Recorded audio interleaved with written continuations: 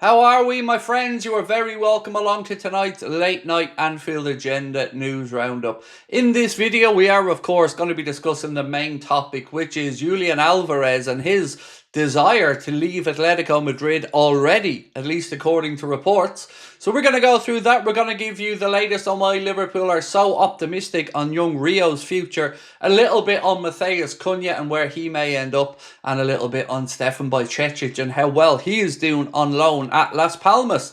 That and lots more to come over the next few minutes, but once you watch the video, we would love to know your thoughts, so feel free to let me know in the comments section. Drop a like if you happen to enjoy it, and of course, we would love you to hit that subscribe button. A quick reminder as well that tomorrow night we will be live from 7:30 as we're going to take you through Arsenal's game against Crystal Palace, just in case Crystal Palace pull off a shock result and Liverpool are crowned champions. We want to make sure we're live for it. Well, if not, well, then we'll move on to Sunday and hopefully we do it against Spurs. So let's get stuck into the news, my friends. And as always, thank you for your support. Let's start off with a report from Jack Lusby speaking about young Rios' future and how Liverpool have huge faith in him. He does say that Liverpool see huge future for young Rio and his evolution this season shows why. It would not be a surprise if we seen a lot more of him at Liverpool next season. So I've never really known what the plan was for young Rio, but did think we would at least see him in pre-season with Arne Slot and the first team and then maybe a decision made. But as we said, his progress is surprisingly, well, fast-tracking him up the process at Liverpool. So let me know what you think on young Rios' future. Would you like to see him in first-team contention next year? Or do you think maybe a high-caliber loan could be what's best for him? So we're going to move on now to speak about Matheus CUNHA.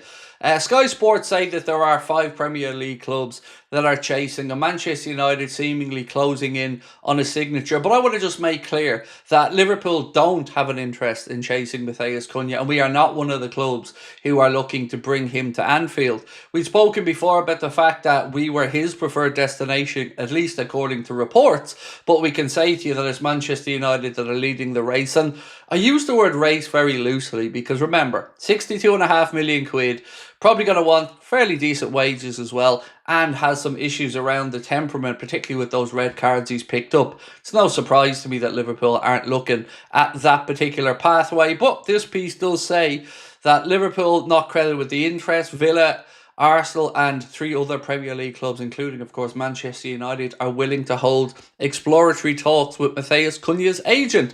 So let me know if you're disappointed with this one or if it's what you expected. I could have understood if Liverpool had looked towards him, but he wouldn't have been my first choice. You can see why clubs are looking at him. He is a good footballer. He signed that new clause, or that new contract at Wolves that has that £62.5 million release clause. And United, well, they're probably the most desperate of the bunch, and I think they will make a move if they manage to win the Europa League, and let's hope that they don't. Well, for various reasons. So it has been confirmed that UEFA has dished out a load of dough to clubs for money for their players when they're on international duty. And I've got confirmation that Liverpool received a payment worth just over £3 million from UEFA for allowing their players to compete in national tournaments between 2020 and 2024. Not a whole lot of money really for the players going off on international duty, but again, 3 million quid is 3 million quid, and it's better than a kick in the backside. So we move on to the main story, which is Julian Alvarez. So if we go back and talk about a report from, I think it was Sam Maguire a few weeks ago, suggested that Liverpool tried to make a move to sign him when he was leaving Manchester City. Luis Diaz was believed to be involved in those conversations as a part exchange.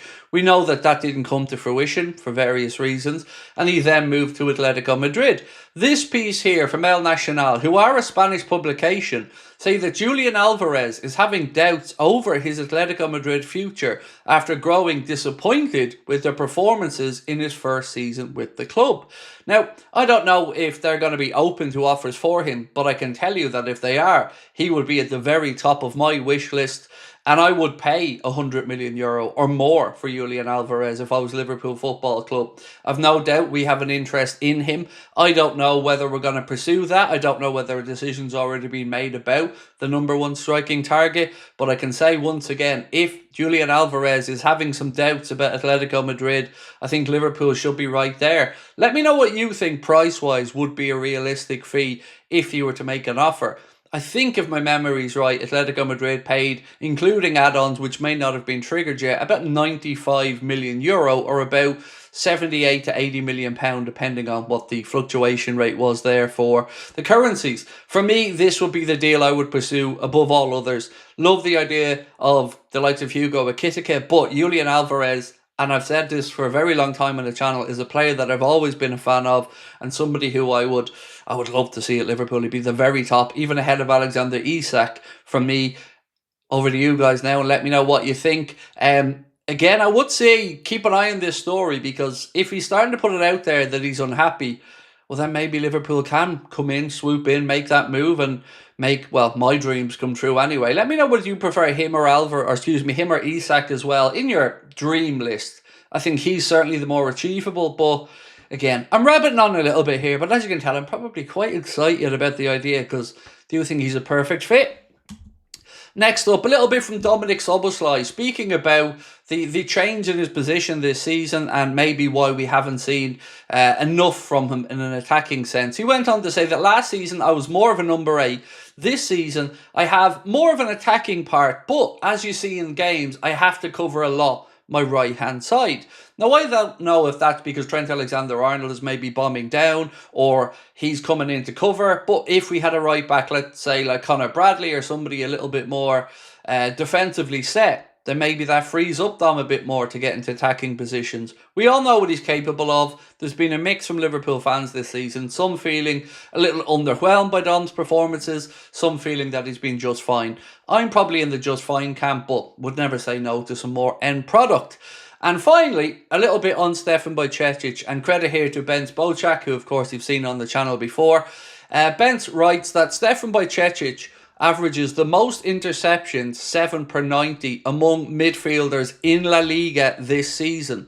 He also averages the most successful defensive actions in 13.57 per 90 minutes, and it's been a brilliant loan spell for him at Las Palmas. So much so that there's been reports that maybe they tried to keep him for another season over in Spain, maybe not necessarily at Las Palmas, but I really do want to know what the plans are, because always been a big admirer of him. Wouldn't mind him coming in to be some competition for Ryan Gravenberch myself. But let me know what you guys think is best here. Would you like to see Liverpool maybe cash in on Bajcetic, or do you agree with me that he deserves a shot at some first team action? And remember, he's a player that we already own, so not like we'd have to pay a huge transfer fee or anything. He could very well be the deputy or the understudy for Ryan Gravenberch. So that is it for me for tonight, ladies and gentlemen. Again, thank you for tuning in and watching. We do appreciate your support. Look forward to reading your comments. And don't forget, 7:30 tomorrow for the watch along of the Arsenal game. It's going to be a weird one. And I kind of want Arsenal to win it, because as I've mentioned, I want us to win the league on Sunday at Anfield. Let me know whether you agree or disagree with that one. Until then, we'll talk soon. Much love. Bye-bye.